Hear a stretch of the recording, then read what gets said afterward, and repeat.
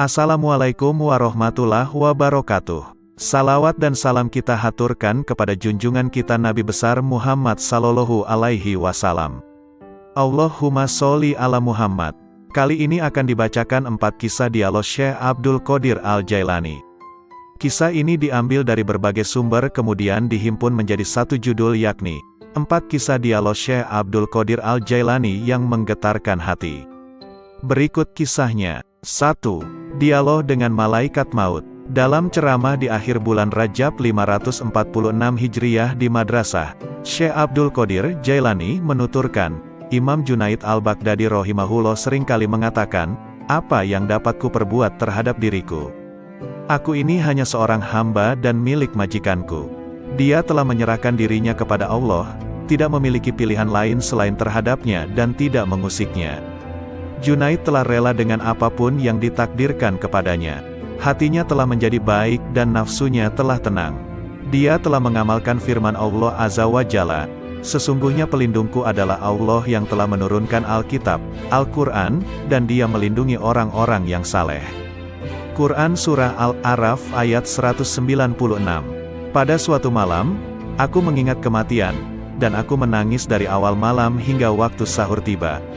Aku berdoa, ya Tuhanku, aku mohon kepadamu agar malaikat maut tidak mencabut nyawaku, tapi Engkau sendiri yang mencabutnya. Kemudian, aku tertidur, lalu aku bermimpi melihat seorang tua yang mengagumkan dan menawan. Dia kemudian masuk dari arah pintu, dan aku bertanya kepadanya, siapakah engkau? Lalu dia menjawab, aku malaikat maut. Aku katakan kepadanya, aku telah meminta kepada Allah agar dia sendiri yang mencabut nyawaku, bukan engkau yang akan mencabutnya.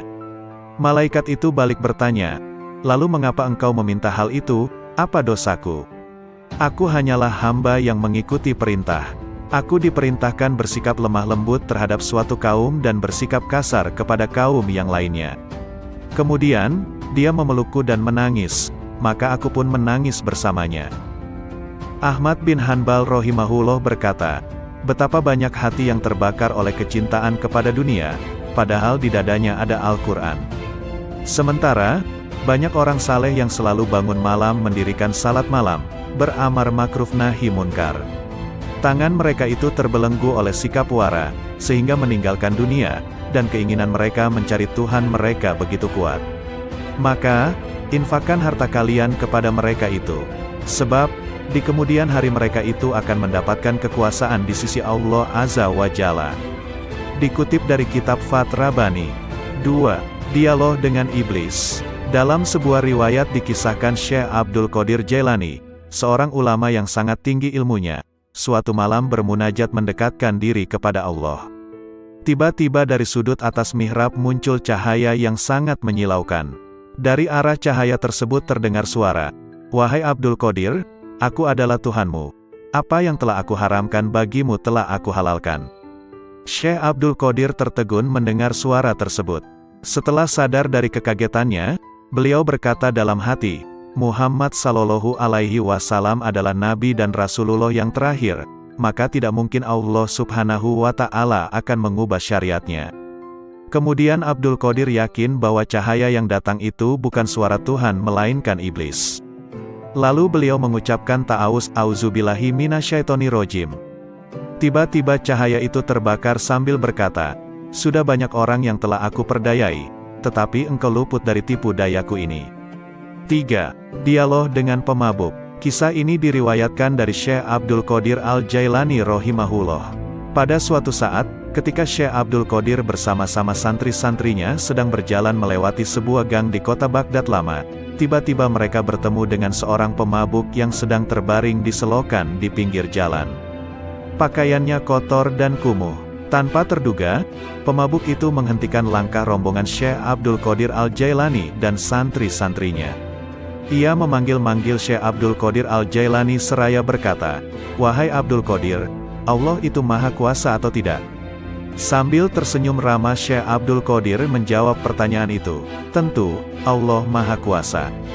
Seolah tidak mendengar jawaban Syekh Abdul Qadir Al-Jailani, pemabuk bertanya kembali, wahai Abdul Qadir, Allah itu Maha Kuasa atau tidak? Dengan tersenyum penuh kasih sayang, Syekh Abdul Qadir Al-Jailani meladeni pertanyaan pemabuk itu. Pasti, Allah adalah zat yang maha kuasa atas segalanya. Untuk yang ketiga kalinya, pemabuk itu mengajukan pertanyaan yang sama. Wahai Abdul Qadir, Allah itu maha kuasa atau tidak?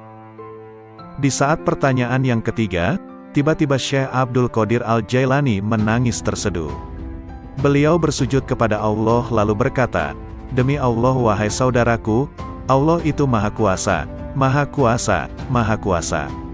Setelah itu, Syekh Abdul Qadir Al-Jailani memerintahkan kepada santri-santrinya untuk membawa pemabuk itu ke pondok dan memandikannya. Mereka juga diperintahkan untuk memuliakan dan melayaninya dengan sebaik-baiknya.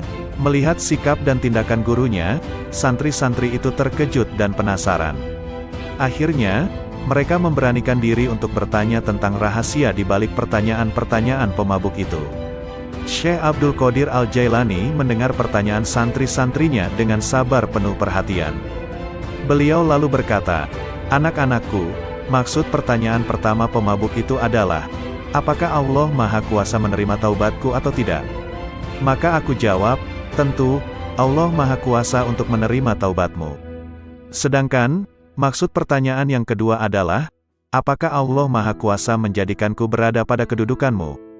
Maka aku menjawab, tentu, Allah Maha Kuasa untuk itu. Dan pada pertanyaan yang ketiga maksudnya, apakah Allah Maha Kuasa menjadikanmu berada pada kedudukanku? Pertanyaan ketiga inilah yang menyebabkanku menangis karena takut kepada Allah. Lalu aku jawab dengan hati tergetar, tentu, Allah Maha Kuasa, Maha Kuasa, Maha Kuasa. Pertanyaan itu pula yang mendorongku untuk bersujud dan berdoa kepada Allah agar tidak menjadikanku merasa aman terhadap rencana Allah. Semoga Allah memelihara kesehatanku dan menutupi aibku. 4. Dialog batiniyah dengan Allah. Dengan nama Allah yang Maha Pengasih lagi Maha Penyayang. Allah Subhanahu wa Ta'ala berkata, "Wahai penolong agung." Aku menjawab, "Aku mendengar panggilanmu, wahai Tuhannya si penolong." Dia berkata, "Setiap tahapan antara alam Na'asut dan alam Malakut adalah syariat, setiap tahapan antara alam Malakut dan Jabarut adalah tarekat, dan setiap tahapan antara alam Jabarut dan alam Lahut adalah hakikat." Lalu dia berkata kepadaku, "Wahai penolong agung, aku tidak pernah mewujudkan diriku dalam sesuatu sebagaimana perwujudanku dalam diri manusia." Lalu aku bertanya, "Wahai Tuhanku, apakah engkau memiliki tempat?" Maka dia berkata kepadaku, "Wahai penolong agung, akulah pencipta tempat, dan aku tidak memiliki tempat." Lalu aku bertanya, "Wahai Tuhanku, apakah engkau makan dan minum?" Maka dia berkata kepadaku, "Wahai penolong agung, makanan dan minuman kaum fakir adalah makanan dan minumanku." Lalu aku berkata, "Wahai Tuhanku, dari apa engkau ciptakan malaikat?" Dia berkata kepadaku, "Aku ciptakan malaikat dari cahaya manusia, dan aku ciptakan manusia dari cahayaku." Lalu dia berkata kepadaku, "Wahai penolong agung, aku jadikan manusia sebagai kendaraanku, dan aku jadikan seluruh isi alam sebagai kendaraan baginya." Lalu dia berkata kepadaku, "Wahai penolong agung, betapa indahnya aku sebagai pencari. Betapa indahnya manusia sebagai yang dicari. Betapa indahnya manusia sebagai pengendara, dan betapa indahnya alam sebagai kendaraan baginya." Lalu dia berkata kepadaku, "Wahai penolong agung, manusia adalah rahasiaku dan aku adalah rahasianya. Jika manusia menyadari kedudukannya di sisiku, maka ia akan berucap pada setiap hembusan nafasnya, 'Milik siapakah kekuasaan pada hari ini?' Lalu dia berkata kepadaku, 'Wahai penolong agung, tidaklah manusia makan sesuatu, atau minum sesuatu, dan tidaklah ia berdiri atau duduk, berbicara atau diam. Tidak pula ia melakukan suatu perbuatan, menuju sesuatu atau menjauhi sesuatu, kecuali aku ada di situ, bersemayam dalam dirinya dan menggerakkannya.' Lalu dia berkata kepadaku, 'Wahai penolong agung, tubuh manusia, jiwanya, hatinya, ruhnya, pendengarannya, penglihatannya, tangannya, kakinya, dan lidahnya, semua itu aku persembahkan kepadanya oleh diriku, untuk diriku. Dia tak lain adalah aku, dan aku bukanlah selain dia.' Lalu dia berkata kepadaku, 'Wahai penolong agung, jika engkau melihat seseorang terbakar oleh api kefakiran dan hancur karena banyaknya kebutuhan, maka dekatilah ia, karena tidak ada penghalang antara diriku dan dirinya. Lalu dia berkata kepadaku, wahai penolong agung, janganlah engkau makan sesuatu atau minum sesuatu dan janganlah engkau tidur, kecuali dengan kehadiran hati yang sadar dan mata yang awas. Lalu dia berkata kepadaku, wahai penolong agung, barang siapa terhalang dari perjalananku di dalam batin, maka ia akan diuji dengan perjalanan lahir, dan ia tidak akan semakin dekat dariku melainkan justru semakin menjauh dalam perjalanan batin. Lalu dia berkata kepadaku, wahai penolong agung, kemanunggalan ruhani merupakan keadaan yang tak dapat diungkapkan dengan kata-kata. Siapa yang percaya dengannya sebelum mengalaminya sendiri, maka ia telah kafir. Dan barang siapa menginginkan ibadah setelah mencapai keadaan wusyul, maka ia telah menyekutukan Allah Subhanahu wa Ta'ala. Lalu dia berkata kepadaku, wahai penolong agung, barang siapa memperoleh kebahagiaan azali, maka selamat atasnya, dia tidak akan terhina selamanya. Dan barang siapa memperoleh kesengsaraan azali, maka celaka baginya, dia tidak akan diterima sama sekali setelah itu. Lalu dia berkata kepadaku, wahai penolong agung, aku jadikan kefakiran dan kebutuhan sebagai kendaraan manusia. Barang siapa menaikinya, maka ia telah sampai di tempatnya sebelum menyeberangi gurun dan lembah. Lalu dia berkata kepadaku, wahai penolong agung, bila manusia mengetahui apa yang terjadi setelah kematian, tentu ia tidak menginginkan hidup di dunia ini. Dan ia akan berkata di setiap saat dan kesempatan, Tuhan, matikan aku. Lalu dia berkata kepadaku, wahai penolong agung, semua makhluk pada hari kiamat akan dihadapkan kepadaku dalam keadaan tuli, bisu dan buta, lalu merasa rugi dan menangis. Demikian pula di dalam kubur. Lalu dia berkata kepadaku, wahai penolong agung, cinta merupakan tirai yang membatasi antara sang pencinta dan yang dicintai. Bila sang pencinta telah padam dari cintanya, berarti ia telah sampai kepada sang kekasih. Lalu dia berkata kepadaku, wahai penolong agung, aku melihat ruh-ruh menunggu di dalam jasad-jasad mereka setelah ucapannya, bukankah aku ini Tuhanmu, sampai hari kiamat. Lalu sang penolong berkata, aku melihat Tuhan yang Maha Agung dan dia berkata kepadaku, wahai penolong agung, barang siapa bertanya kepadaku tentang melihat setelah mengetahui, berarti ia terhalang dari pengetahuan tentang melihat. Barang siapa mengira bahwa melihat tidak sama dengan mengetahui, maka berarti ia telah terperdaya oleh melihat Allah Subhanahu wa Ta'ala. Lalu dia berkata kepadaku, wahai penolong agung, orang fakir dalam pandanganku bukanlah orang yang tidak memiliki apa-apa, melainkan orang fakir adalah ia yang memegang kendali atas segala sesuatu. Bila ia berkata kepada sesuatu, jadilah, maka terjadilah ia. Lalu dia berkata kepadaku, tak ada persahabatan dan kenikmatan di dalam surga setelah kemunculanku di sana, dan tak ada kesendirian dan kebakaran di dalam neraka setelah sapaanku kepada para penghuninya. Lalu dia berkata kepadaku, wahai penolong agung, aku yang paling mulia di antara semua yang mulia, dan aku yang paling penyayang di antara semua penyayang. Lalu dia berkata kepadaku, wahai penolong agung, tidurlah di sisiku tidak seperti tidurnya orang-orang awam, maka engkau akan melihatku. Terhadap hal ini aku bertanya, wahai Tuhanku, bagaimana aku tidur di sisimu? Dia berkata, dengan menjauhkan jasmani dari kesenangan, menjauhkan nafsu dari syahwat, menjauhkan hati dari pikiran dan perasaan buruk, dan menjauhkan ruh dari pandangan yang melalaikan, lalu meleburkan zatmu di dalam zat. Lalu dia berkata kepadaku, wahai penolong agung, katakan kepada sahabatmu dan pencintamu, siapa di antara kalian yang menginginkan kedekatan denganku, maka hendaklah ia memilih kefakiran, lalu kefakiran dari kefakiran. Bila kefakiran itu telah sempurna, maka tak ada lagi apapun selain aku. Lalu dia berkata, wahai penolong agung, berbahagialah jika engkau mengasihi makhluk-makhlukku, dan beruntunglah jika engkau memaafkan makhluk-makhlukku. Lalu dia berkata kepadaku, wahai penolong agung, katakan kepada pencintamu dan sahabatmu, ambillah manfaat dari doa kaum fakir, karena mereka bersamaku dan aku bersama mereka. Lalu dia berkata kepadaku, wahai penolong agung, aku bersama segala sesuatu, tempat tinggalnya, pengawasnya, dan kepadaku tempat kembalinya. Lalu dia berkata kepadaku, wahai penolong agung, jangan peduli pada surga dan apa yang ada di sana, maka engkau akan melihat aku tanpa perantara. Dan jangan peduli pada neraka serta apa yang ada di sana, maka engkau akan melihat aku tanpa perantara. Lalu dia berkata kepadaku, wahai penolong agung, para penghuni surga disibukkan oleh surga, dan para penghuni neraka disibukkan olehku. Lalu dia berkata kepadaku, wahai penolong agung, sebagian penghuni surga berlindung dari kenikmatan, sebagaimana penghuni neraka berlindung dari jilatan api. Lalu dia berkata kepadaku, wahai penolong agung, barang siapa disibukkan dengan selain aku, maka temannya adalah sabuk pada hari kiamat. Lalu dia berkata kepadaku, wahai penolong agung, orang-orang yang dekat mencari pertolongan dari kedekatan, sebagaimana orang-orang yang jauh mencari pertolongan dari kejauhan.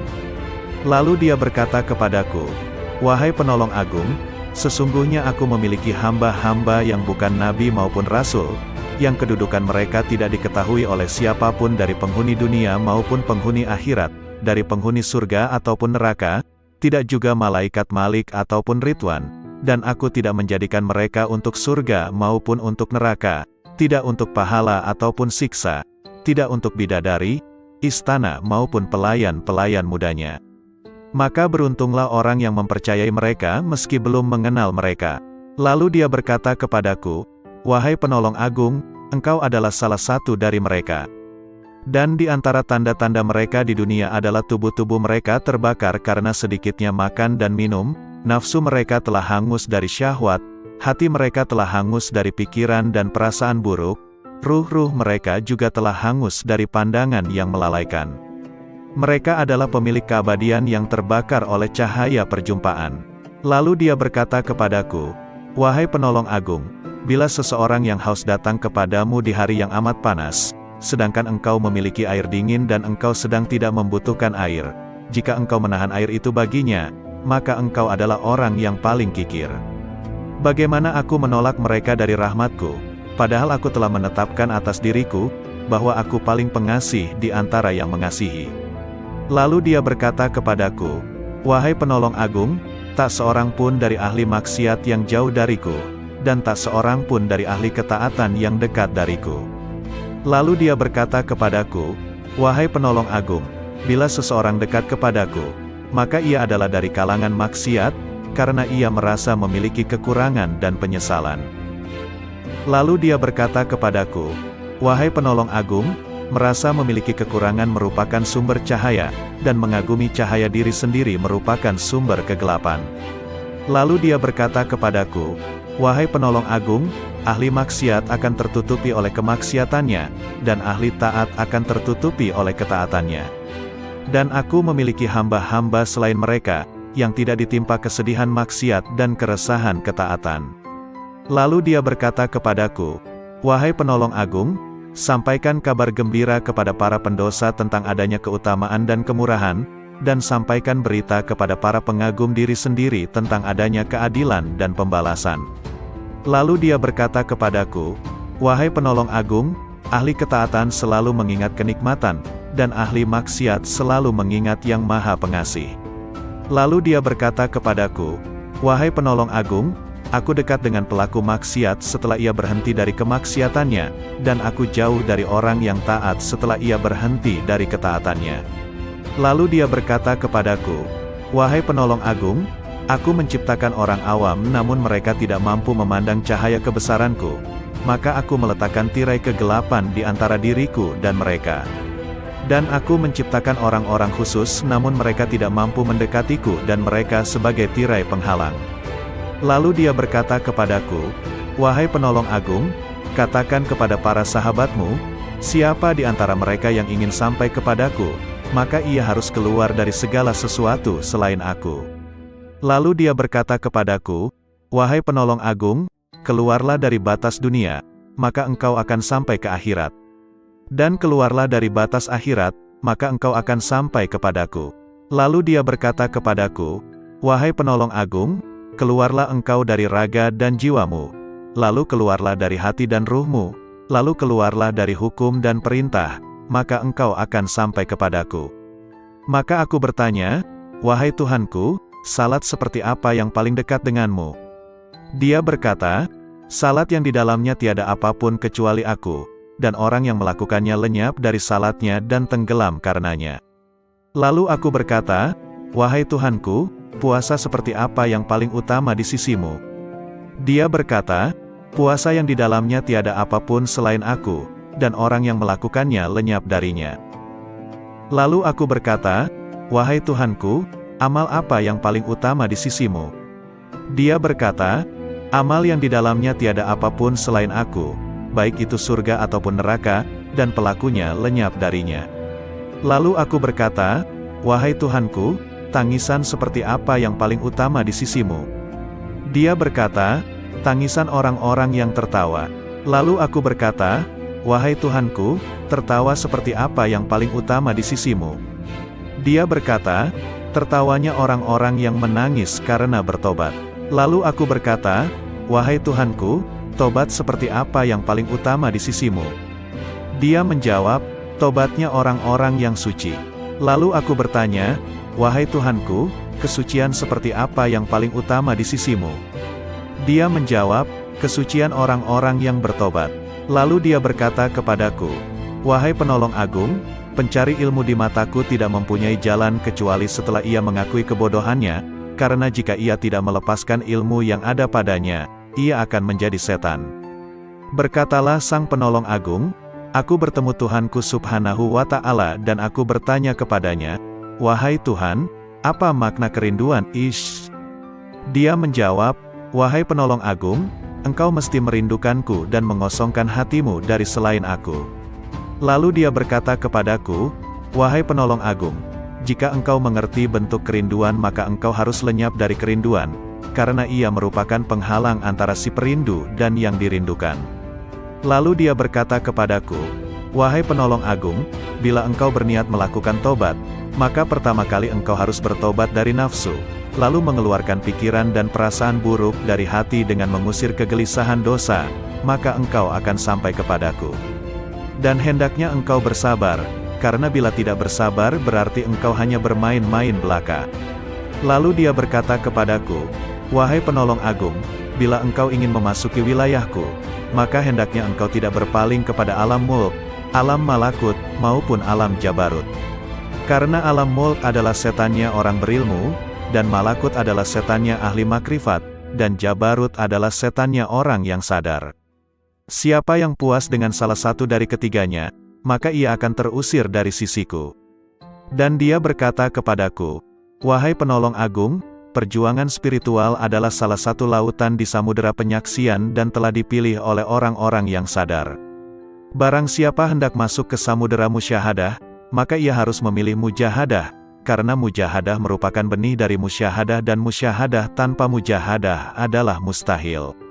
Barang siapa telah memilih mujahadah, maka ia akan mengalami musyahadah, dikehendaki atau tidak dikehendaki. Dan dia berkata kepadaku, wahai penolong agung, para pencari jalan spiritual tidak dapat berjalan tanpa mujahadah, sebagaimana mereka tak dapat melakukannya tanpa aku. Dan dia berkata kepadaku, wahai penolong agung, sesungguhnya hamba yang paling kucintai adalah hamba yang mempunyai ayah dan anak tetapi hatinya kosong dari keduanya. Jika ayahnya meninggal, ia tidak sedih karenanya, dan jika anaknya pun meninggal, ia pun tidak gundah karenanya. Jika seorang hamba telah mencapai tingkat seperti ini, maka di sisiku tanpa ayah dan tanpa anak, dan tak ada bandingan baginya. Dan dia berkata kepadaku, wahai penolong agung, siapa yang tidak merasakan lenyapnya seorang ayah karena kecintaan kepadaku dan lenyapnya seorang anak karena kecintaan kepadaku, maka ia tak akan merasakan lezatnya kesendirian dan ketunggalan.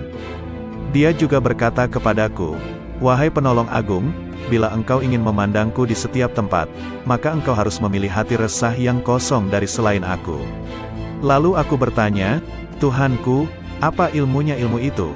Dia menjawab, ilmunya ilmu adalah ketidaktahuan akan ilmu. Dan dia berkata kepadaku, wahai penolong agung, berbahagialah seorang hamba yang hatinya condong kepada mujahadah, dan celakalah bagi hamba yang hatinya condong kepada syahwat. Lalu aku bertanya kepada Tuhanku Subhanahu wa Ta'ala tentang Miraj. Dia berkata, Miraj adalah naik meninggalkan segala sesuatu kecuali aku, dan kesempurnaan Miraj adalah pandangan tidak berpaling dan tidak pula melampauinya. Lalu dia berkata kepadaku, wahai penolong agung, tidak ada salat bagi orang yang tidak melakukan Miraj kepadaku. Lalu dia berkata kepadaku, wahai penolong agung, orang yang kehilangan salatnya adalah orang yang tidak Miraj kepadaku.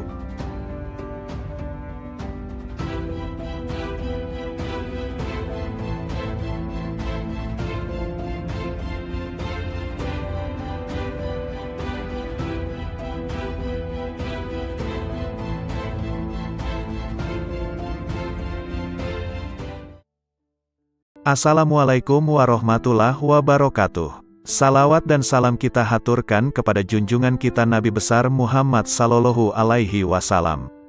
Allahumma sholli ala Muhammad. Kali ini akan dibacakan 4 kisah dialog Syekh Abdul Qadir Al-Jailani. Kisah ini diambil dari berbagai sumber kemudian dihimpun menjadi satu judul yakni 4 kisah dialog Syekh Abdul Qadir Al-Jailani yang menggetarkan hati. Berikut kisahnya. 1. Dialog dengan Malaikat Maut. Dalam ceramah di akhir bulan Rajab 546 Hijriyah di Madrasah, Syekh Abdul Qadir Jailani menuturkan, Imam Junaid Al-Baghdadi rahimahullah seringkali mengatakan, apa yang dapat ku perbuat terhadap diriku? Aku ini hanya seorang hamba dan milik majikanku. Dia telah menyerahkan dirinya kepada Allah, tidak memiliki pilihan lain selain terhadapnya dan tidak mengusiknya. Junaid telah rela dengan apapun yang ditakdirkan kepadanya. Hatinya telah menjadi baik dan nafsunya telah tenang. Dia telah mengamalkan firman Allah Azza wa Jalla, sesungguhnya pelindungku adalah Allah yang telah menurunkan Alkitab, Al-Quran, dan dia melindungi orang-orang yang saleh. Quran Surah Al-A'raf ayat 196. Pada suatu malam, aku mengingat kematian, dan aku menangis dari awal malam hingga waktu sahur tiba. Aku berdoa, ya Tuhanku, aku mohon kepadamu agar malaikat maut tidak mencabut nyawaku, tapi Engkau sendiri yang mencabutnya. Kemudian, aku tertidur, lalu aku bermimpi melihat seorang tua yang mengagumkan dan menawan. Dia kemudian masuk dari arah pintu, dan aku bertanya kepadanya, siapakah engkau? Lalu dia menjawab, aku malaikat maut. Aku katakan kepadanya, aku telah meminta kepada Allah agar dia sendiri yang mencabut nyawaku, bukan engkau yang akan mencabutnya. Malaikat itu balik bertanya, lalu mengapa engkau meminta hal itu, apa dosaku? Aku hanyalah hamba yang mengikuti perintah. Aku diperintahkan bersikap lemah lembut terhadap suatu kaum dan bersikap kasar kepada kaum yang lainnya. Kemudian, dia memelukku dan menangis, maka aku pun menangis bersamanya. Ahmad bin Hanbal rahimahullah berkata, betapa banyak hati yang terbakar oleh kecintaan kepada dunia, padahal di dadanya ada Al-Quran. Sementara, banyak orang saleh yang selalu bangun malam mendirikan salat malam, beramar makruf nahi munkar. Tangan mereka itu terbelenggu oleh sikap wara, sehingga meninggalkan dunia, dan keinginan mereka mencari Tuhan mereka begitu kuat. Maka, infakkan harta kalian kepada mereka itu. Sebab, di kemudian hari mereka itu akan mendapatkan kekuasaan di sisi Allah Azza wa Jalla.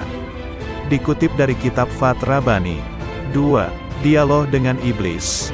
Dalam sebuah riwayat dikisahkan Syekh Abdul Qadir Jailani, seorang ulama yang sangat tinggi ilmunya, suatu malam bermunajat mendekatkan diri kepada Allah. Tiba-tiba dari sudut atas mihrab muncul cahaya yang sangat menyilaukan. Dari arah cahaya tersebut terdengar suara, wahai Abdul Qadir, aku adalah Tuhanmu. Apa yang telah aku haramkan bagimu telah aku halalkan. Syekh Abdul Qadir tertegun mendengar suara tersebut. Setelah sadar dari kekagetannya, beliau berkata dalam hati, Muhammad Sallallahu Alaihi Wasallam adalah Nabi dan Rasulullah yang terakhir, maka tidak mungkin Allah Subhanahu wa Ta'ala akan mengubah syariatnya. Kemudian Abdul Qadir yakin bahwa cahaya yang datang itu bukan suara Tuhan melainkan iblis. Lalu beliau mengucapkan ta'awuz, auzubillahi minasyaitonirrajim. Tiba-tiba cahaya itu terbakar sambil berkata, sudah banyak orang yang telah aku perdayai, tetapi engkau luput dari tipu dayaku ini. 3. Dialog dengan pemabuk. Kisah ini diriwayatkan dari Syekh Abdul Qadir Al-Jailani rahimahullah. Pada suatu saat, ketika Syekh Abdul Qadir bersama-sama santri-santrinya sedang berjalan melewati sebuah gang di kota Baghdad lama, tiba-tiba mereka bertemu dengan seorang pemabuk yang sedang terbaring di selokan di pinggir jalan.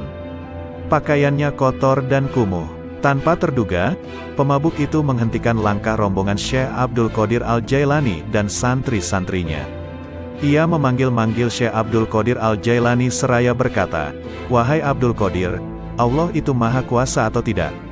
Sambil tersenyum ramah Syekh Abdul Qadir menjawab pertanyaan itu, "Tentu, Allah Maha Kuasa." Seolah tidak mendengar jawaban Syekh Abdul Qadir Al-Jailani, pemabuk bertanya kembali, "Wahai Abdul Qadir, Allah itu Maha Kuasa atau tidak?" Dengan tersenyum penuh kasih sayang, Syekh Abdul Qadir Al-Jailani meladeni pertanyaan pemabuk itu. "Pasti, Allah adalah zat yang maha kuasa atas segalanya." Untuk yang ketiga kalinya, pemabuk itu mengajukan pertanyaan yang sama. "Wahai Abdul Qadir, Allah itu maha kuasa atau tidak?" Di saat pertanyaan yang ketiga, tiba-tiba Syekh Abdul Qadir Al-Jailani menangis terseduh. Beliau bersujud kepada Allah lalu berkata, "Demi Allah wahai saudaraku, Allah itu Maha Kuasa, Maha Kuasa, Maha Kuasa." Setelah itu, Syekh Abdul Qadir Al-Jailani memerintahkan kepada santri-santrinya untuk membawa pemabuk itu ke pondok dan memandikannya. Mereka juga diperintahkan untuk memuliakan dan melayaninya dengan sebaik-baiknya. Melihat sikap dan tindakan gurunya, santri-santri itu terkejut dan penasaran. Akhirnya, mereka memberanikan diri untuk bertanya tentang rahasia di balik pertanyaan-pertanyaan pemabuk itu. Syekh Abdul Qadir Al-Jailani mendengar pertanyaan santri-santrinya dengan sabar penuh perhatian. Beliau lalu berkata, "Anak-anakku, maksud pertanyaan pertama pemabuk itu adalah, apakah Allah Maha Kuasa menerima taubatku atau tidak?" Maka aku jawab, "Tentu, Allah Maha Kuasa untuk menerima taubatmu." Sedangkan, maksud pertanyaan yang kedua adalah, apakah Allah Maha Kuasa menjadikanku berada pada kedudukanmu? Maka aku menjawab, tentu, Allah Maha Kuasa untuk itu. Dan pada pertanyaan yang ketiga maksudnya, apakah Allah Maha Kuasa menjadikanmu berada pada kedudukanku? Pertanyaan ketiga inilah yang menyebabkanku menangis karena takut kepada Allah. Lalu aku jawab dengan hati tergetar, tentu, Allah Maha Kuasa, Maha Kuasa, Maha Kuasa. Pertanyaan itu pula yang mendorongku untuk bersujud dan berdoa kepada Allah agar tidak menjadikanku merasa aman terhadap rencana Allah. Semoga Allah memelihara kesehatanku dan menutupi aibku. 4. Dialog batiniyah dengan Allah. Dengan nama Allah yang Maha Pengasih lagi Maha Penyayang. Allah Subhanahu wa Ta'ala berkata, "Wahai penolong agung." Aku menjawab, "Aku mendengar panggilanmu, wahai Tuhannya si penolong." Dia berkata, "Setiap tahapan antara alam Na'asut dan alam Malakut adalah syariat, setiap tahapan antara alam Malakut dan Jabarut adalah tarekat, dan setiap tahapan antara alam Jabarut dan alam Lahut adalah hakikat." Lalu dia berkata kepadaku, "Wahai penolong agung, aku tidak pernah mewujudkan diriku dalam sesuatu sebagaimana perwujudanku dalam diri manusia." Lalu aku bertanya, "Wahai Tuhanku, apakah engkau memiliki tempat?" Maka dia berkata kepadaku, "Wahai penolong agung, akulah pencipta tempat, dan aku tidak memiliki tempat." Lalu aku bertanya, "Wahai Tuhanku, apakah engkau makan dan minum?" Maka dia berkata kepadaku, "Wahai penolong agung, makanan dan minuman kaum fakir adalah makanan dan minumanku." Lalu aku berkata, "Wahai Tuhanku, dari apa engkau ciptakan malaikat?" Dia berkata kepadaku, "Aku ciptakan malaikat dari cahaya manusia, dan aku ciptakan manusia dari cahayaku." Lalu dia berkata kepadaku, "Wahai penolong agung, aku jadikan manusia sebagai kendaraanku, dan aku jadikan seluruh isi alam sebagai kendaraan baginya." Lalu dia berkata kepadaku, "Wahai penolong agung, betapa indahnya aku sebagai pencari. Betapa indahnya manusia sebagai yang dicari. Betapa indahnya manusia sebagai pengendara, dan betapa indahnya alam sebagai kendaraan baginya." Lalu dia berkata kepadaku, "Wahai penolong agung, manusia adalah rahasiaku dan aku adalah rahasianya. Jika manusia menyadari kedudukannya di sisiku, maka ia akan berucap pada setiap hembusan nafasnya, milik siapakah kekuasaan pada hari ini? Lalu dia berkata kepadaku, wahai penolong agung, tidaklah manusia makan sesuatu, atau minum sesuatu, dan tidaklah ia berdiri atau duduk, berbicara atau diam. Tidak pula ia melakukan suatu perbuatan, menuju sesuatu atau menjauhi sesuatu, kecuali aku ada di situ, bersemayam dalam dirinya dan menggerakkannya.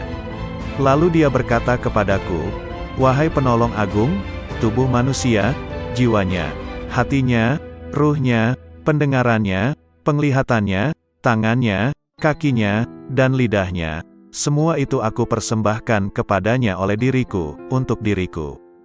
Dia tak lain adalah aku, dan aku bukanlah selain dia.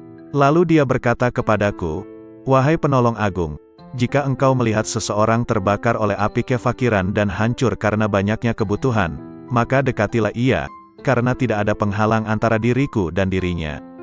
Lalu dia berkata kepadaku, wahai penolong agung, janganlah engkau makan sesuatu atau minum sesuatu dan janganlah engkau tidur, kecuali dengan kehadiran hati yang sadar dan mata yang awas. Lalu dia berkata kepadaku, wahai penolong agung, barang siapa terhalang dari perjalananku di dalam batin, maka ia akan diuji dengan perjalanan lahir, dan ia tidak akan semakin dekat dariku melainkan justru semakin menjauh dalam perjalanan batin. Lalu dia berkata kepadaku, wahai penolong agung, kemanunggalan ruhani merupakan keadaan yang tak dapat diungkapkan dengan kata-kata. Siapa yang percaya dengannya sebelum mengalaminya sendiri, maka ia telah kafir.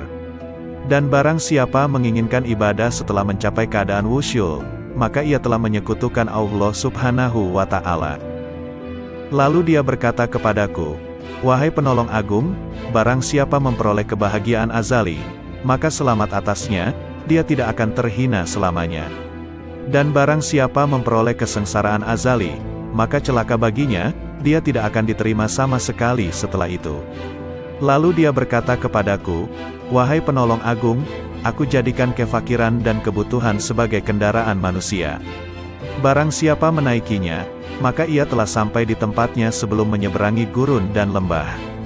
Lalu dia berkata kepadaku, wahai penolong agung, bila manusia mengetahui apa yang terjadi setelah kematian, tentu ia tidak menginginkan hidup di dunia ini.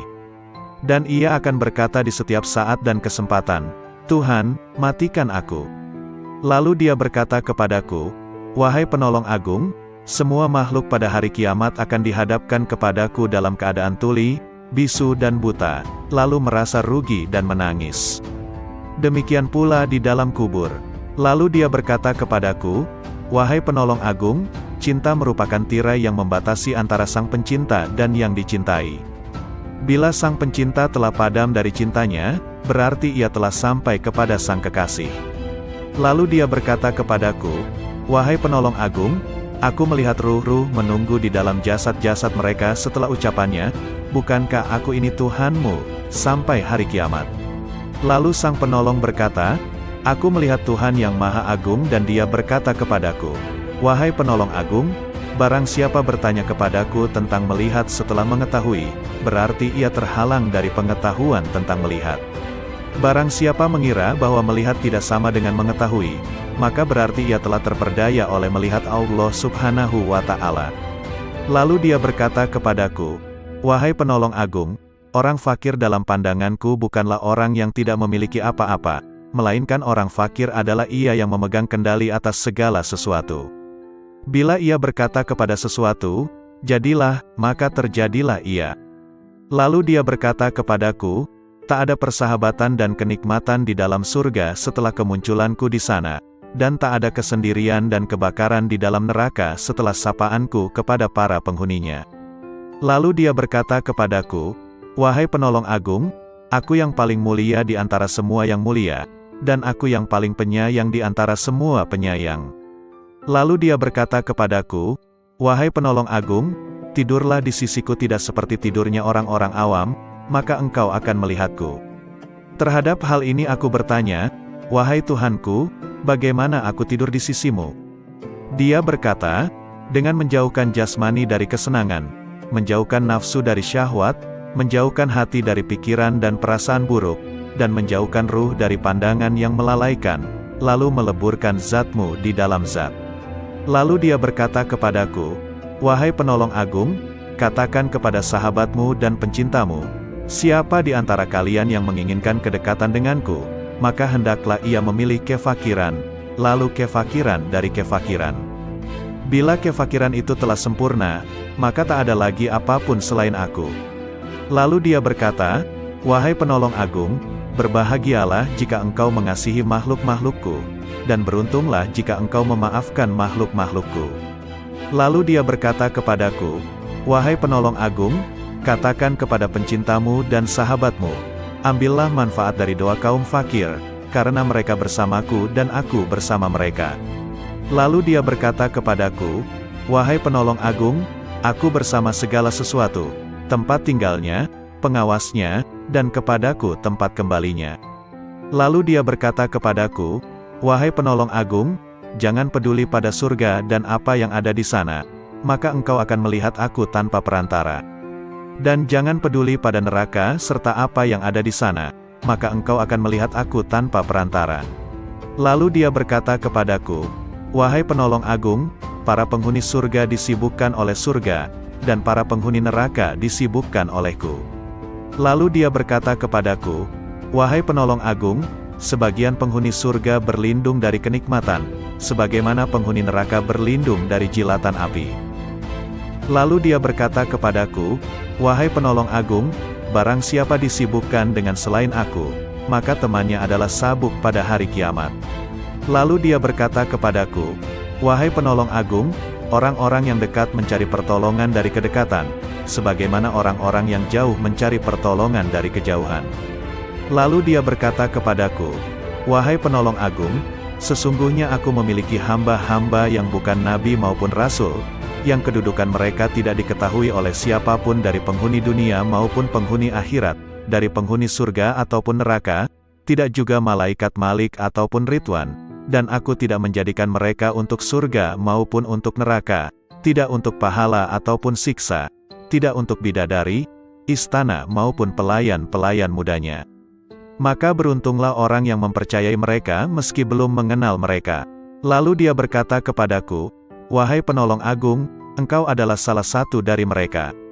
Dan di antara tanda-tanda mereka di dunia adalah tubuh-tubuh mereka terbakar karena sedikitnya makan dan minum, nafsu mereka telah hangus dari syahwat, hati mereka telah hangus dari pikiran dan perasaan buruk, ruh-ruh mereka juga telah hangus dari pandangan yang melalaikan.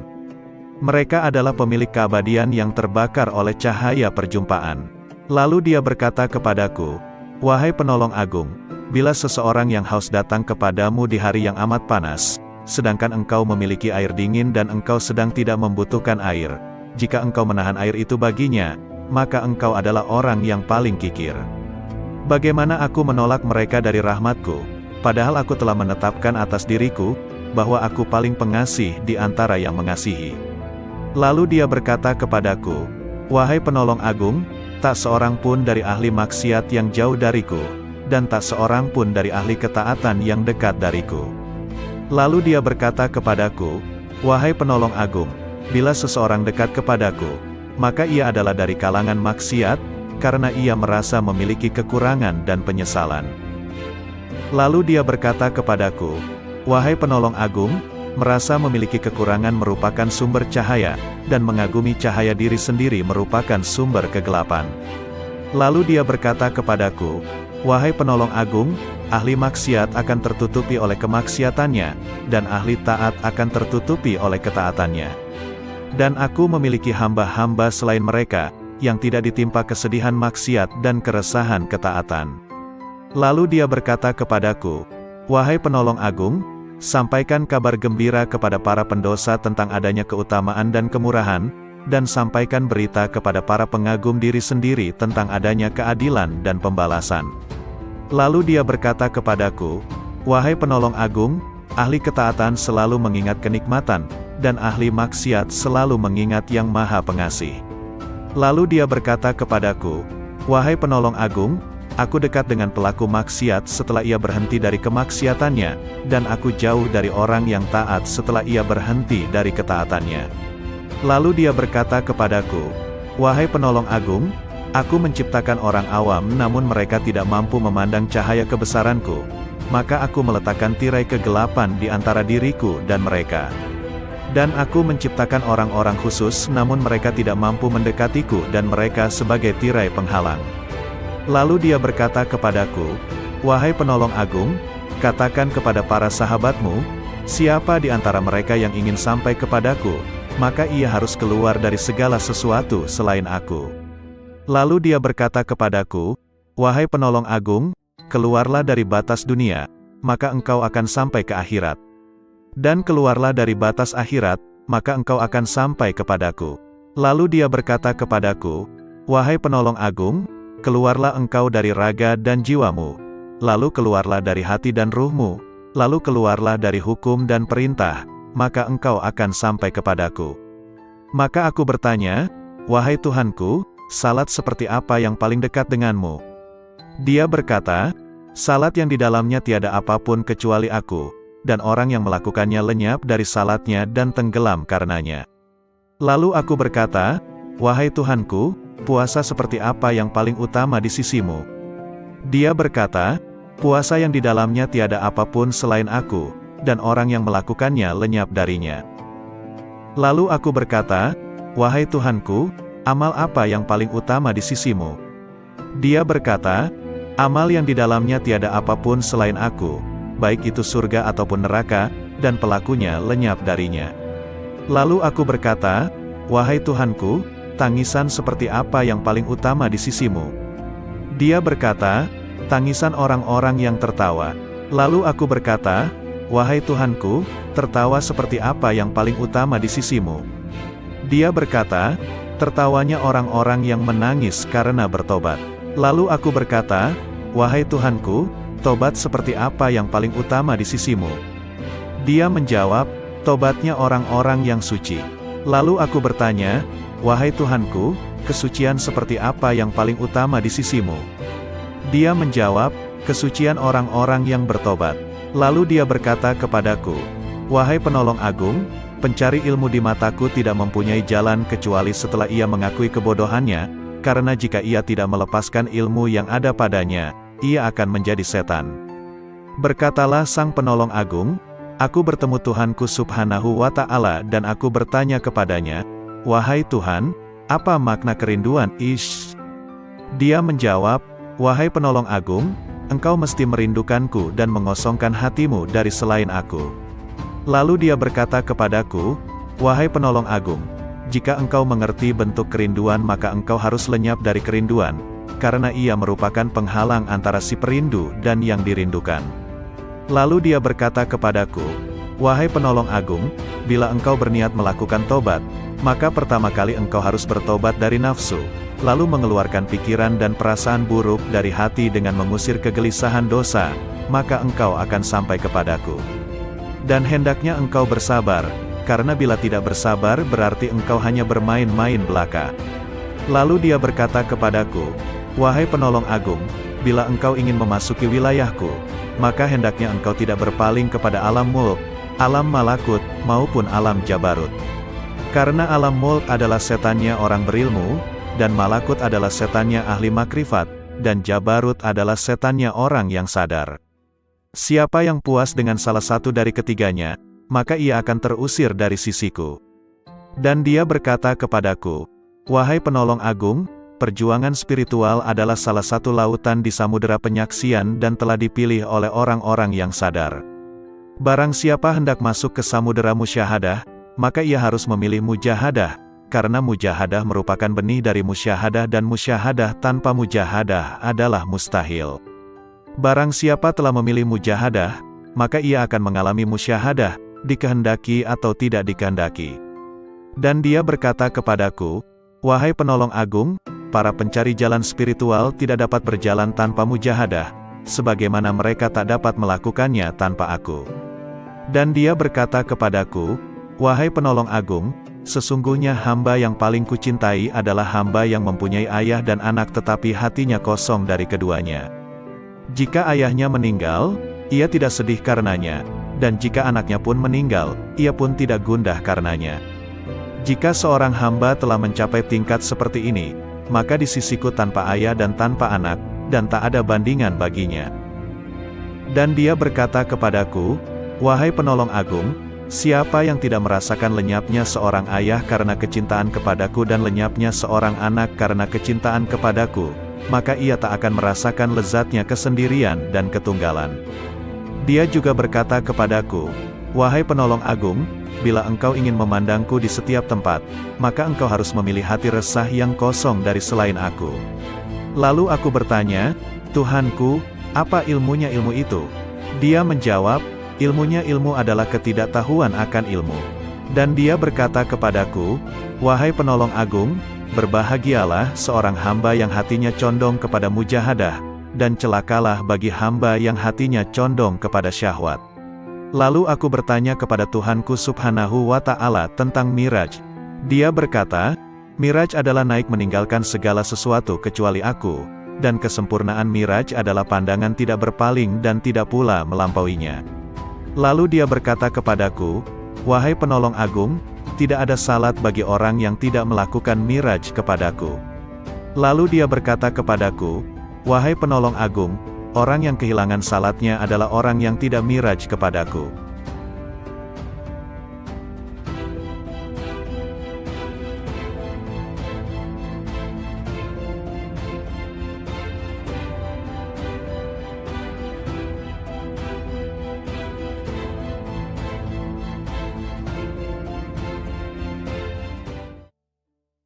Assalamualaikum warahmatullahi wabarakatuh. Salawat dan salam kita haturkan kepada junjungan kita Nabi besar Muhammad sallallahu alaihi wasallam. Allahumma sholli ala Muhammad. Kali ini akan dibacakan 4 kisah dialog Syekh Abdul Qadir Al-Jailani. Kisah ini diambil dari berbagai sumber kemudian dihimpun menjadi satu judul yakni 4 kisah dialog Syekh Abdul Qadir Al-Jailani yang menggetarkan hati. Berikut kisahnya. 1. Dialog dengan Malaikat Maut. Dalam ceramah di akhir bulan Rajab 546 Hijriyah di Madrasah, Syekh Abdul Qadir Jailani menuturkan, Imam Junaid Al-Baghdadi rahimahullah seringkali mengatakan, "Apa yang dapat ku perbuat terhadap diriku? Aku ini hanya seorang hamba dan milik majikanku. Dia telah menyerahkan dirinya kepada Allah, tidak memiliki pilihan lain selain terhadapnya dan tidak mengusiknya. Junaid telah rela dengan apapun yang ditakdirkan kepadanya. Hatinya telah menjadi baik dan nafsunya telah tenang. Dia telah mengamalkan firman Allah Azza wa Jalla, sesungguhnya pelindungku adalah Allah yang telah menurunkan Alkitab, Al-Quran, dan dia melindungi orang-orang yang saleh."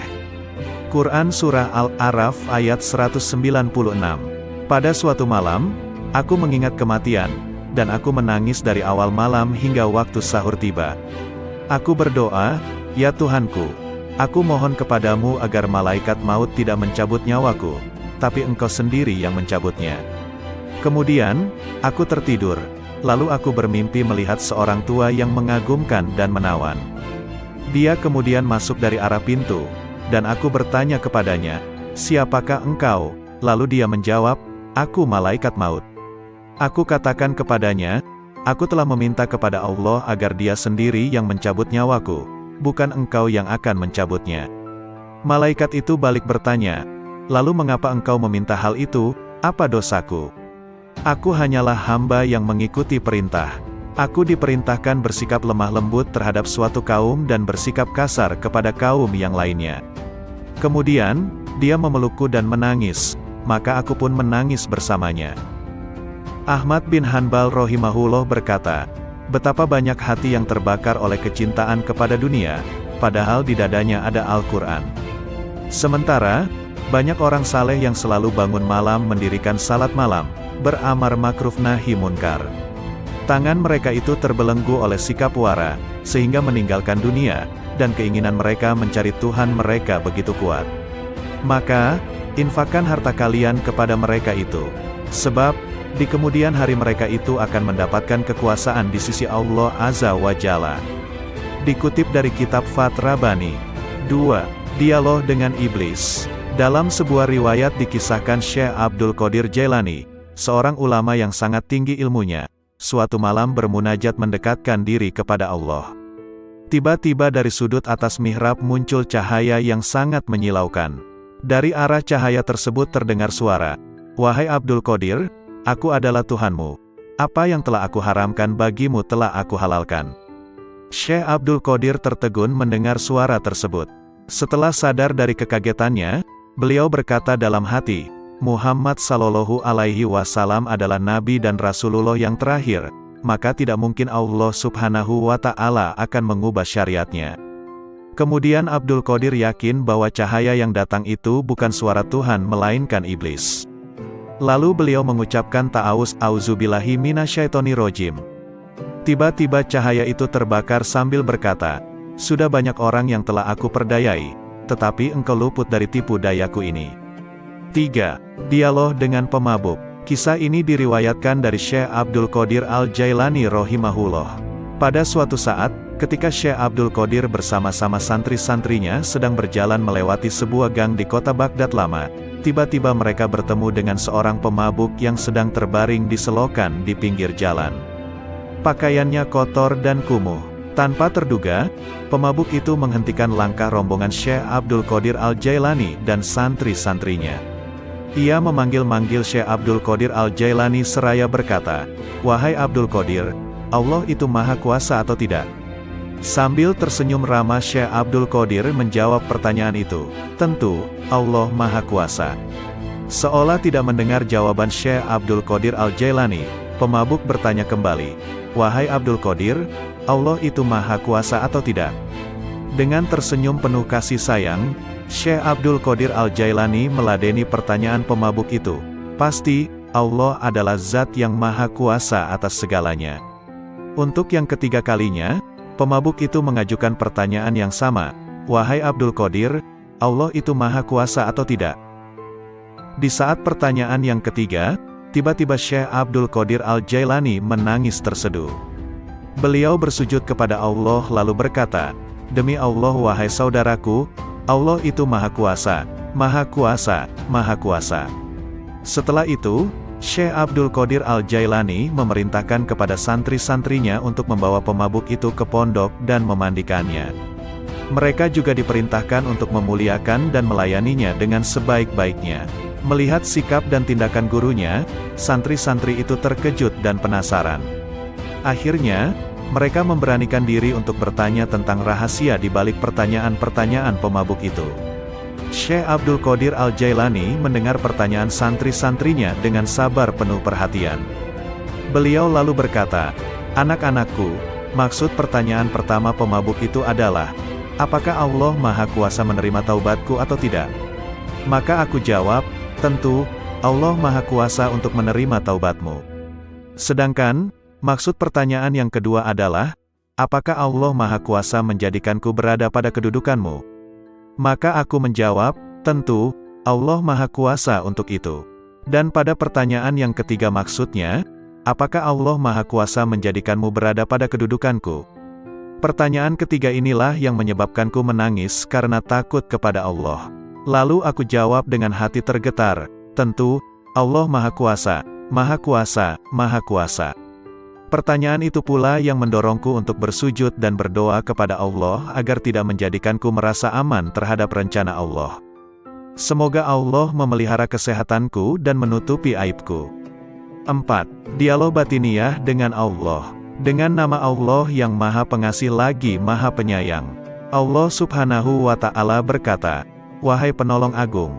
Aku menjawab, "Aku mendengar panggilanmu, wahai Tuhannya si penolong." Dia berkata, "Setiap tahapan antara alam Na'asut dan alam Malakut adalah syariat, setiap tahapan antara alam Malakut dan Jabarut adalah tarekat, dan setiap tahapan antara alam Jabarut dan alam Lahut adalah hakikat." Lalu dia berkata kepadaku, "Wahai penolong agung, aku tidak pernah mewujudkan diriku dalam sesuatu sebagaimana perwujudanku dalam diri manusia." Lalu aku bertanya, "Wahai Tuhanku, apakah engkau memiliki tempat?"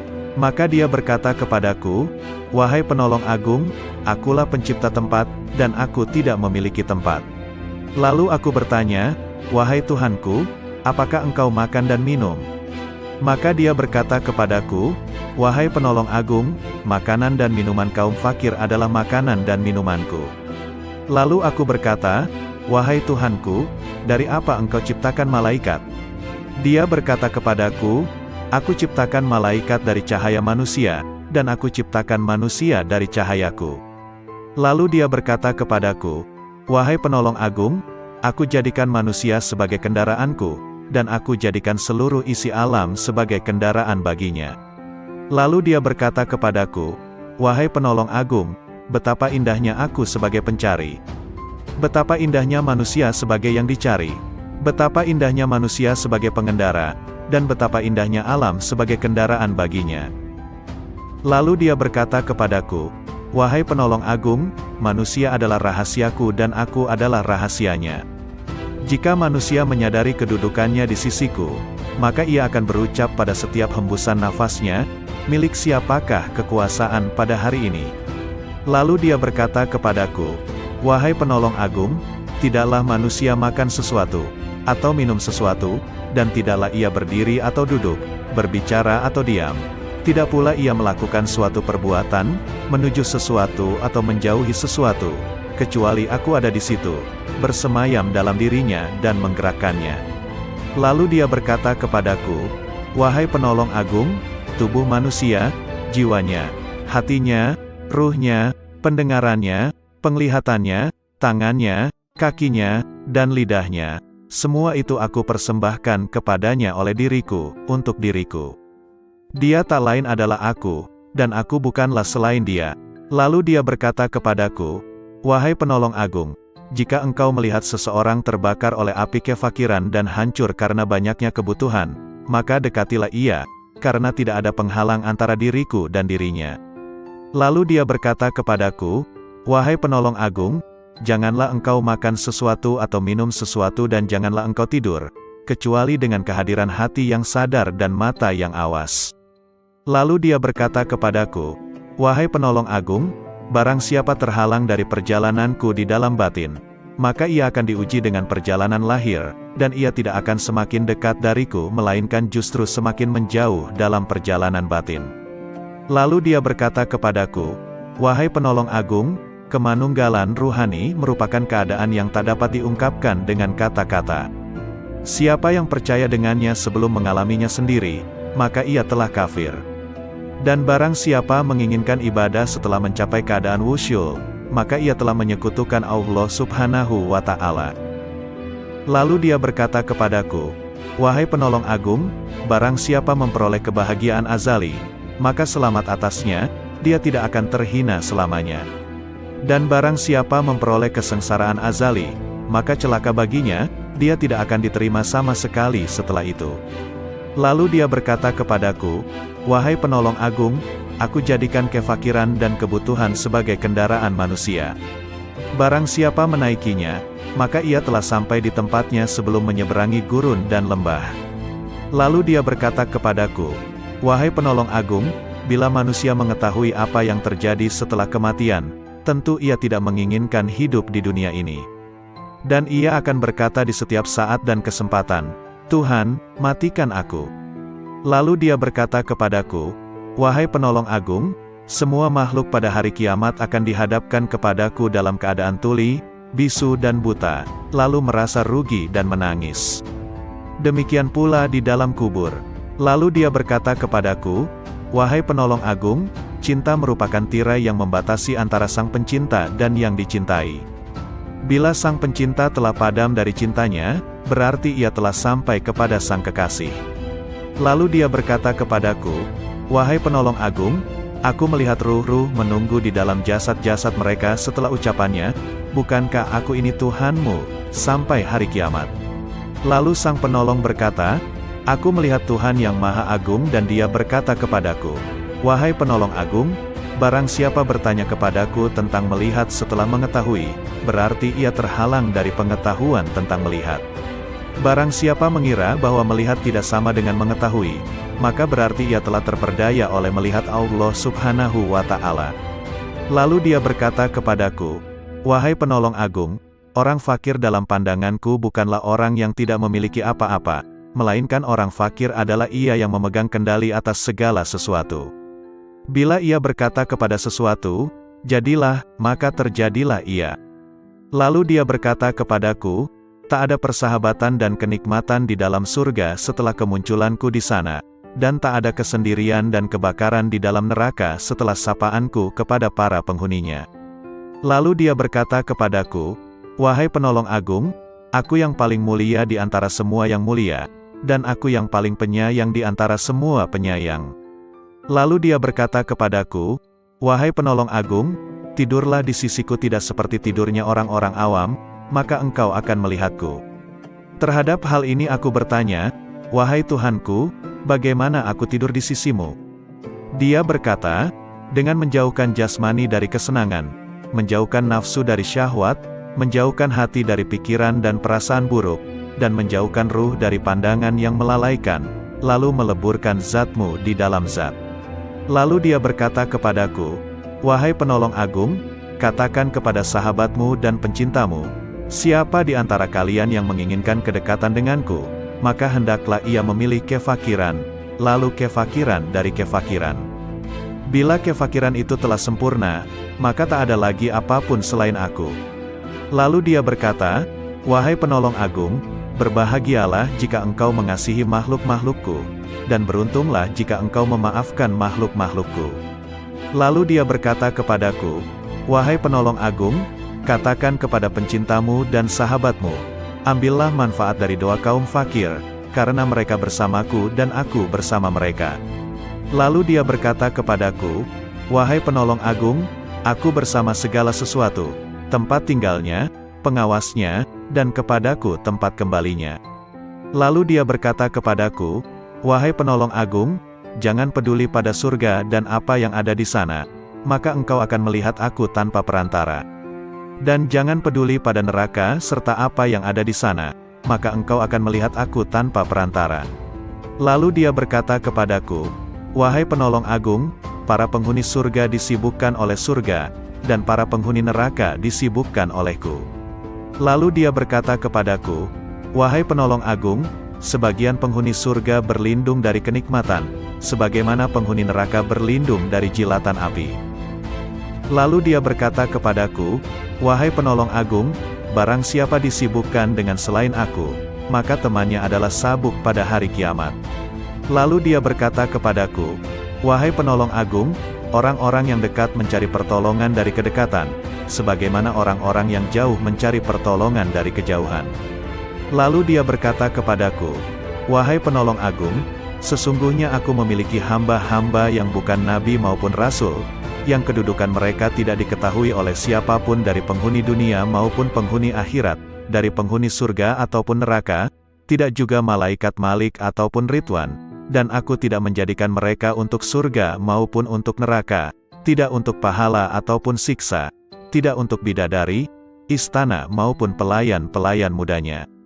Maka beruntunglah orang yang mempercayai mereka meski belum mengenal mereka." Lalu dia berkata kepadaku, "Wahai penolong agung, engkau adalah salah satu dari mereka. Dan di antara tanda-tanda mereka di dunia adalah tubuh-tubuh mereka terbakar karena sedikitnya makan dan minum, nafsu mereka telah hangus dari syahwat, hati mereka telah hangus dari pikiran dan perasaan buruk, ruh-ruh mereka juga telah hangus dari pandangan yang melalaikan. Mereka adalah pemilik keabadian yang terbakar oleh cahaya perjumpaan."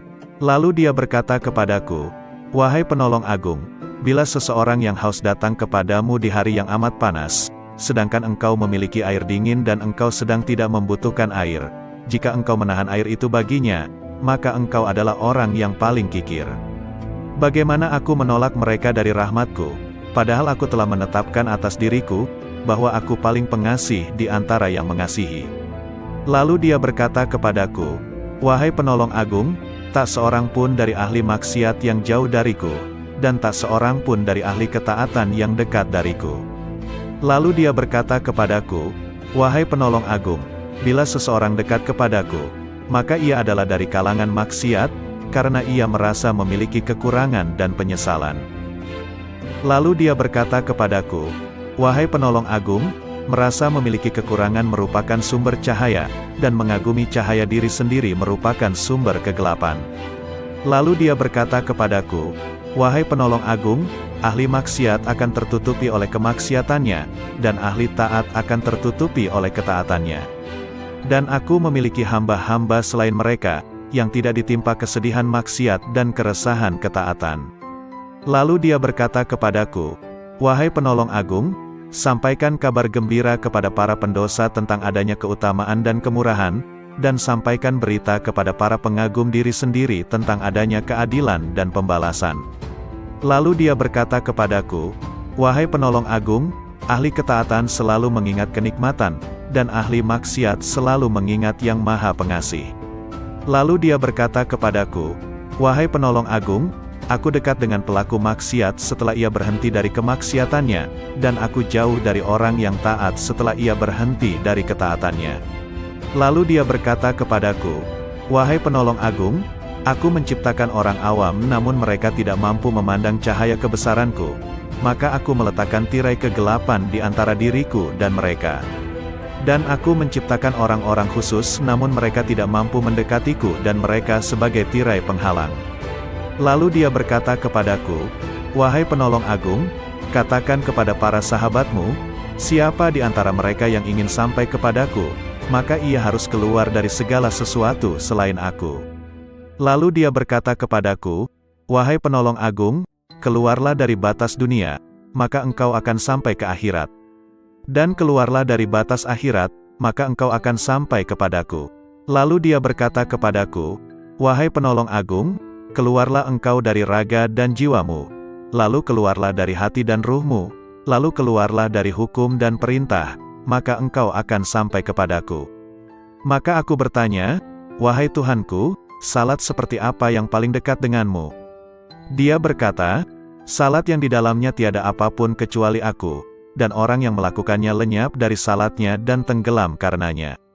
Lalu aku berkata, "Wahai Tuhanku, puasa seperti apa yang paling utama di sisimu?" Dia berkata, "Puasa yang di dalamnya tiada apapun selain aku, dan orang yang melakukannya lenyap darinya." Lalu aku berkata, "Wahai Tuhanku, amal apa yang paling utama di sisimu?" Dia berkata, "Amal yang di dalamnya tiada apapun selain aku, baik itu surga ataupun neraka, dan pelakunya lenyap darinya." Lalu aku berkata, "Wahai Tuhanku, tangisan seperti apa yang paling utama di sisimu?" Dia berkata, "Tangisan orang-orang yang tertawa." Lalu aku berkata, "Wahai Tuhanku, tertawa seperti apa yang paling utama di sisimu?" Dia berkata, "Tertawanya orang-orang yang menangis karena bertobat." Lalu aku berkata, "Wahai Tuhanku, tobat seperti apa yang paling utama di sisimu?" Dia menjawab, "Tobatnya orang-orang yang suci." Lalu aku bertanya, "Wahai Tuhanku, kesucian seperti apa yang paling utama di sisimu?" Dia menjawab, "Kesucian orang-orang yang bertobat." Lalu dia berkata kepadaku, "Wahai penolong agung, pencari ilmu di mataku tidak mempunyai jalan kecuali setelah ia mengakui kebodohannya, karena jika ia tidak melepaskan ilmu yang ada padanya, ia akan menjadi setan." Berkatalah sang penolong agung, "Aku bertemu Tuhanku subhanahu wa ta'ala dan aku bertanya kepadanya, 'Wahai Tuhan, apa makna kerinduan?' Dia menjawab, 'Wahai penolong agung, engkau mesti merindukanku dan mengosongkan hatimu dari selain aku.' Lalu dia berkata kepadaku, 'Wahai penolong agung, jika engkau mengerti bentuk kerinduan maka engkau harus lenyap dari kerinduan, karena ia merupakan penghalang antara si perindu dan yang dirindukan.' Lalu dia berkata kepadaku, 'Wahai penolong agung, bila engkau berniat melakukan tobat, maka pertama kali engkau harus bertobat dari nafsu, lalu mengeluarkan pikiran dan perasaan buruk dari hati dengan mengusir kegelisahan dosa, maka engkau akan sampai kepadaku. Dan hendaknya engkau bersabar, karena bila tidak bersabar berarti engkau hanya bermain-main belaka.' Lalu dia berkata kepadaku, 'Wahai penolong agung, bila engkau ingin memasuki wilayahku, maka hendaknya engkau tidak berpaling kepada alam mulk, alam malakut, maupun alam jabarut. Karena alam mulk adalah setannya orang berilmu, dan Malakut adalah setannya ahli makrifat, dan Jabarut adalah setannya orang yang sadar. Siapa yang puas dengan salah satu dari ketiganya, maka ia akan terusir dari sisiku. Dan dia berkata kepadaku, wahai penolong agung, perjuangan spiritual adalah salah satu lautan di samudera penyaksian dan telah dipilih oleh orang-orang yang sadar. Barang siapa hendak masuk ke samudera musyahadah, maka ia harus memilih mujahadah, karena mujahadah merupakan benih dari musyahadah dan musyahadah tanpa mujahadah adalah mustahil. Barang siapa telah memilih mujahadah, maka ia akan mengalami musyahadah, dikehendaki atau tidak dikehendaki. Dan dia berkata kepadaku, wahai penolong agung, para pencari jalan spiritual tidak dapat berjalan tanpa mujahadah, sebagaimana mereka tak dapat melakukannya tanpa aku. Dan dia berkata kepadaku, wahai penolong agung, sesungguhnya hamba yang paling kucintai adalah hamba yang mempunyai ayah dan anak tetapi hatinya kosong dari keduanya. Jika ayahnya meninggal, ia tidak sedih karenanya, dan jika anaknya pun meninggal, ia pun tidak gundah karenanya. Jika seorang hamba telah mencapai tingkat seperti ini, maka di sisiku tanpa ayah dan tanpa anak, dan tak ada bandingan baginya. Dan dia berkata kepadaku, wahai penolong agung, siapa yang tidak merasakan lenyapnya seorang ayah karena kecintaan kepadaku dan lenyapnya seorang anak karena kecintaan kepadaku, maka ia tak akan merasakan lezatnya kesendirian dan ketunggalan. Dia juga berkata kepadaku, wahai penolong agung, bila engkau ingin memandangku di setiap tempat, maka engkau harus memilih hati resah yang kosong dari selain aku. Lalu aku bertanya, Tuhanku, apa ilmunya ilmu itu? Dia menjawab, ilmunya ilmu adalah ketidaktahuan akan ilmu. Dan dia berkata kepadaku, wahai penolong agung, berbahagialah seorang hamba yang hatinya condong kepada mujahadah, dan celakalah bagi hamba yang hatinya condong kepada syahwat. Lalu aku bertanya kepada Tuhanku subhanahu wa ta'ala tentang Miraj. Dia berkata, Miraj adalah naik meninggalkan segala sesuatu kecuali aku, dan kesempurnaan Miraj adalah pandangan tidak berpaling dan tidak pula melampauinya. Lalu dia berkata kepadaku, wahai penolong agung, tidak ada salat bagi orang yang tidak melakukan miraj kepadaku. Lalu dia berkata kepadaku, wahai penolong agung, orang yang kehilangan salatnya adalah orang yang tidak miraj kepadaku.